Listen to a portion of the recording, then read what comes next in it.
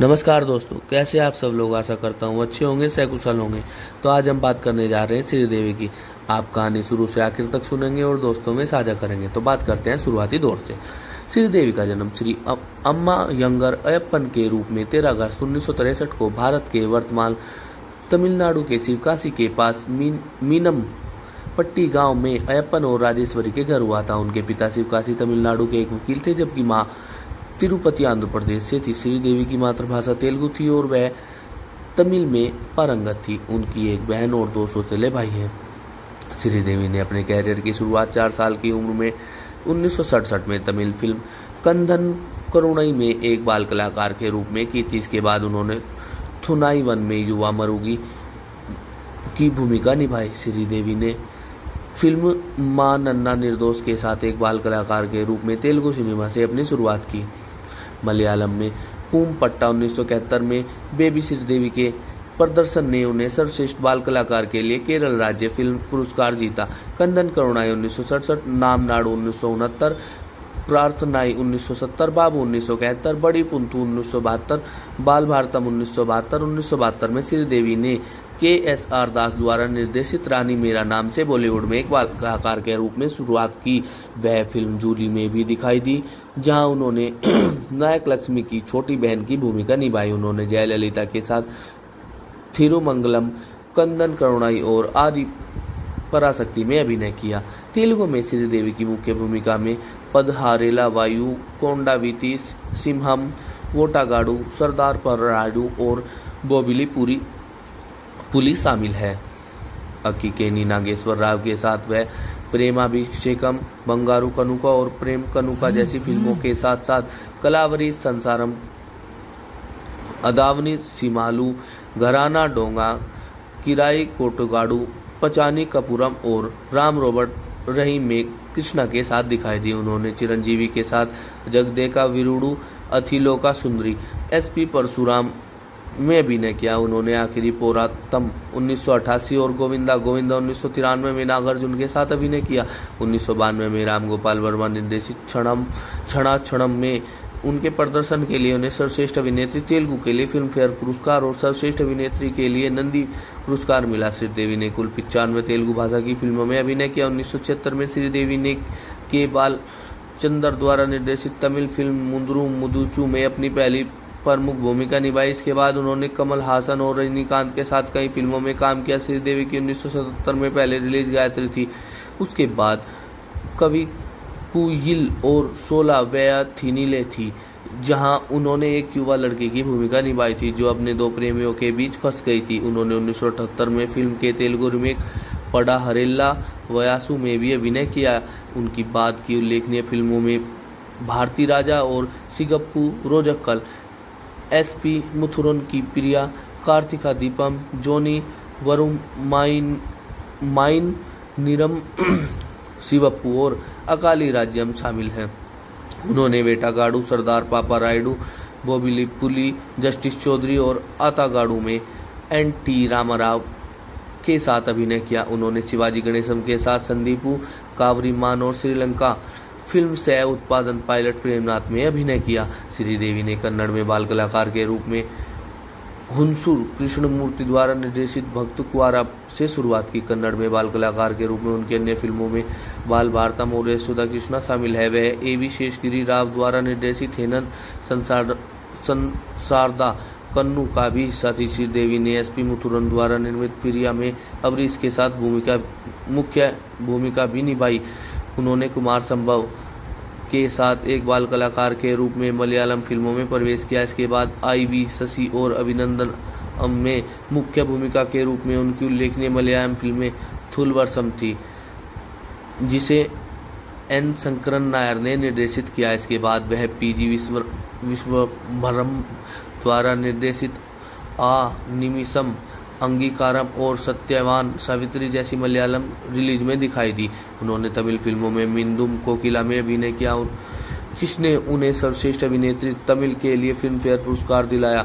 श्रीदेवी ने मुंद्रम पिरई में अभिनय किया, जिसमें उन्होंने प्रतिगामी भूलने की बीमारी से पीड़ित एक महिला की मुख्य भूमिका निभाई और सर्वश्रेष्ठ अभिनेत्री के लिए तमिलनाडु राज्य फिल्म पुरस्कार जीता।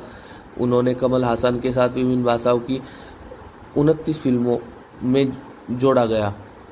श्रीदेवी ने 1979 में 16 में हिंदी फिल्मों में नायिका के रूप में अपनी शुरुआत की। 4 साल बाद उन्होंने हिम्मत वाला तेलुगु फिल्म उरुकी मोनागाडू 1981 की रीमेक में जितेंद्र के साथ अभिनय करने के लिए साइन किया गया। यह फिल्म 1983 में रिलीज हुई और यह साल की सबसे ज़्यादा कमाई करने वाली हिंदी फिल्मों में से एक थी और इसने श्रीदेवी को बॉलीवुड में स्थापित कर दिया। उनका डांस नंबर नैनो में सपना रेडिफ के साथ एक सनसनी बन गया, जिसमें कहा गया कि नैनो में सपना में पानी के बर्तनों ने अधिकांश फ्रेमों पर हावी हो सकते हैं, लेकिन यह श्रीदेवी के आभूषणों से सजे कपड़े और हेडगियर थे जिन्होंने शो को चुरा लिया। इसके बाद उन्होंने तोहफा फिल्म की, जो 1984 की सबसे ज़्यादा कमाई करने वाली हिंदी फिल्म थी। इस फिल्म में श्रीदेवी को बॉलीवुड की अग्रणी अभिनेत्रियों में से एक के रूप में स्थापित किया। फिल्म फेयर पत्रिका ने उन्हें अपने कवर पर निसंदेह #1 घोषित किया। जितेंद्र श्रीदेवी की जोड़ी ने एक साथ 16 फिल्में की, जिनमें हिम्मत वाला 1983, जानी दोस्त 1983, जस्टिस चौधरी 1983, मवाली 1983, अकालमंद 1984, तोहफा 1984, बलिदान 1985, औलाद 1985 शामिल है और 1987 सुहागन 1986, घर संसार 1986, धर्म अधिकार 1986, सोने पे सुहागा 1988 असफल रही और आग और 16 1986, हिम्मत और मेहनत 1987, सरफरोश 1985 सफल रही। हालांकि यह सदमा 1983 थी जिसने श्रीदेवी को व्यापक आलोचनात्मक प्रशंसा दिलाई। उनकी तमिल फिल्म मुंद्रम पिरई की रीमेक सदमा को आईडीवा की 10 जरूर देखे फिल्में जो ब्लॉकबस्टर नहीं थी की सूची में शामिल किया गया। भूलने की बीमारी से पीड़ित एक बाल महिला के रूप में श्रीदेवी के प्रदर्शन को इंडियन एक्सप्रेस ने उन्हें शानदार करियर में एक मील का पत्थर कहा था। श्रीदेवी ने मिड डे की बॉलीवुड अभिनेताओं द्वारा निभाई गई चुनौतीपूर्ण भूमिकाओं की सूची में भी जगह बनाई, जिसमें फिल्म में उनके अभिनय को उनका अब तक का सर्वश्रेष्ठ प्रदर्शन बताया गया। 2012 में इंग्लिश में श्रीदेवी के सहकलाकार आदिल हुसैन ने खुलासा किया कि वह सदमा इस फिल्म ने श्रीदेवी को सर्वश्रेष्ठ अभिनेत्री के लिए पहला फिल्म फेयर नामांकन दिलाया।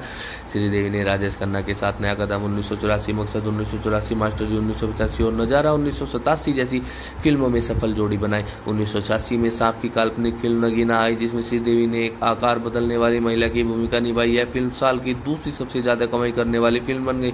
बॉक्स ऑफिस इंडिया ने कहा कि श्रीदेवी निर्विवाद #1 रही। इसे याहू द्वारा सर्वश्रेष्ठ सांप काल्पनिक फिल्मों में से एक नामित किया गया था। टाइम्स ऑफ इंडिया ने नगीना को हिंदी सिनेमा की शीर्ष 10 सांप काल्पनिक फिल्मों में से एक माना। श्रीदेवी का क्लाइमैक्स डांस नंबर 1 मैं तेरी दुश्मन भी बॉलीवुड में सबसे बेहतरीन नागिन डांस में से एक है।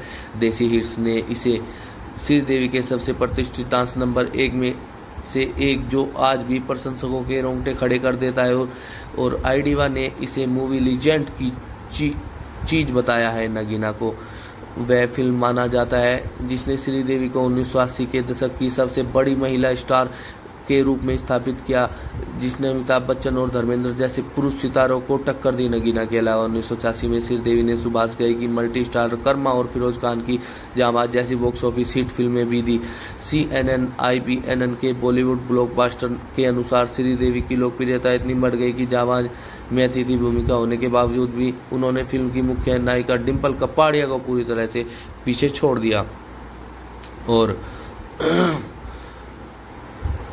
अब बात करते हैं कुछ श्रीदेवी के निजी जीवन की, कैसा उनका निजी जीवन रहा। और 1972 से 1994 के बीच अपनी फिल्मों की शूटिंग के दौरान श्रीदेवी हमेशा अपनी मां राजेश्वरी अपनी बहन श्रीलता के साथ फिल्म सेट पर जाती थी। संजय रामासामी 1989 से अपनी बहन श्रीलता से विवाहित हैं। श्रीदेवी ने अपने पिता के लिए प्रचार किया जब उन्होंने 1989 के विधानसभा चुनाव में शिवकाशी निर्वाचन क्षेत्र से चुनाव लड़ा, लेकिन अंततः चुनाव हार गई। उनके पिता की 1990 में दिल का दौरा पड़ने से मृत्यु हो गई और जब वह लम्हे की शूटिंग कर रही थी, उनकी मां की मृत्यु 1996 में हुई, जो कि 1995 में न्यूयॉर्क के memorial Sloane catering cancer centre में ब्रेन ट्यूमर के ऑपरेशन से हुई जटिलताओं के परिणाम स्वरूप हुई। न्यूरोसर्जन ने उनके मस्तिष्क के गलत हिस्से पर ऑपरेशन किया, जिससे उनकी दृष्टि और हाल की स्मृति के महत्वपूर्ण ऊतक नष्ट हो गए। उस समय अमेरिका मीडिया ने इसकी व्यापक रूप से रिपोर्ट की गई थी, जिसके बाद एक सफल अदालती लड़ाई हुई और तत्कालीन राष्ट्रपति बिल क्लिंटन ने अस्पतालों में अपनी चिकित्सा त्रुटियों को खुलासा करने के लिए कार्यक्रम का प्रस्ताव किया। श्रीदेवी अपनी निजता को लेकर बेहद सतर्क थी और शायद ही कभी इंटरव्यू देती थी या उनमें अपनी निजी जिंदगी के बारे में बात करती थी। 1996 में उनके निर्माता बोनी कपूर से शादी हुई। इस जोड़े की 2 बेटियां, जानवी कपूर जिसका जन्म 1997 और खुशी कपूर जिसका जन्म 2000 में हुआ। उनकी 2 बेटी में दोनों भी अभिनेत्रियां ही हैं। और 20 फरवरी 2018 को श्रीदेवी और उनकी सबसे छोटी बेटी खुशी अपने भतीजे मोहित मारवा की शादी में शामिल होने के लिए संयुक्त अरब अमीरात के रस अल खैमा में अल जजीरा अल हमरा के लिए रवाना हुई। उन्होंने शादी के बाद अपनी सबसे बड़ी बेटी जानवी के 21वें जन्मदिन की खरीदारी करने के लिए दुबई में कुछ दिन बिताने का फैसला किया। उनके पति बोनी कपूर शादी के दिन उनके साथ मौजूद नहीं थे, क्योंकि उन्हें 22 फरवरी को लखनऊ में एक बैठक में भाग लेना था। हालांकि उन्होंने पहले ही अपनी पत्नी से मिलने के लिए एक आश्चर्यजनक यात्रा की योजना बना ली थी, जिसके बाद उन्होंने 25 फरवरी की सुबह बात की थी, जब उसने उनसे कहा था कि पापा इस तरह श्रीदेवी बोनी को संबंधित करती थी, मैं आपको मिस कर रही हूँ।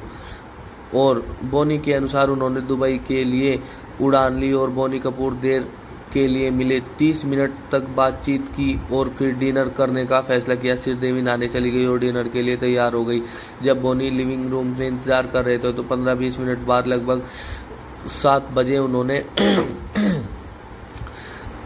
आवाज़ लगाई, क्योंकि उन्हें देर हो रही थी, लेकिन कोई जवाब नहीं मिला। श्रीदेवी को 24 फरवरी 2018 को 7 बजे पर उनके होटल के कमरे में मृत घोषित कर दिया गया, जहां उनके पति ने उन्हें पाया था।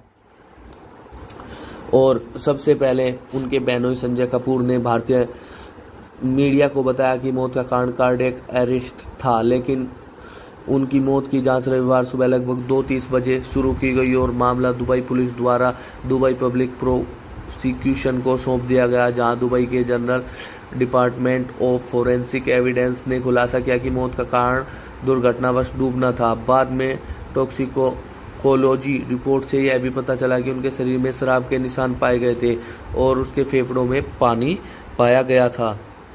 अफवाह के बाद उनकी मौत की खबर एक इंटरनेट धोखा थी। उनके बहनोई संजय कपूर ने पुष्टि की कि वह वास्तव में मर गई थी। उनके प्रशंसकों, सह कलाकारों और अन्य बॉलीवुड सितारों ने उनकी मौत पर शोक व्यक्त करने के लिए ट्विटर पर संवेदना व्यक्त की थी। कुछ दिनों की पुलिस की जांच के बाद 29 फरवरी को श्रीदेवी का मामला बंद कर दिया गया और उसी दिन रात को उनका पार्थिव शरीर वापस मुंबई ले जाया गया।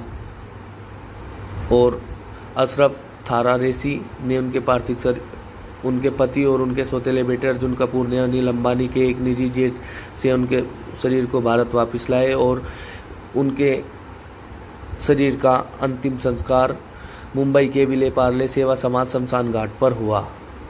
और दोस्तों, ये थी श्रीदेवी की कहानी, जो एक हिंदी जगत सिनेमा की ऐसी अभिनेत्री थी जिसके उनके जाने के बाद भी लाखों करोड़ों दीवाने आज भी मौजूद हैं। उनकी फिल्में देखते हैं, उनके गाने सुनते हैं। दोस्तों, आप कमेंट कर ज़रूर बताएं आपको कहानी कैसी लगी और अपने दोस्तों से साझा करें। और दोस्तों, हमारे चैनल को लाइक, शेयर और सब्सक्राइब करना ना भूलें। धन्यवाद दोस्तों।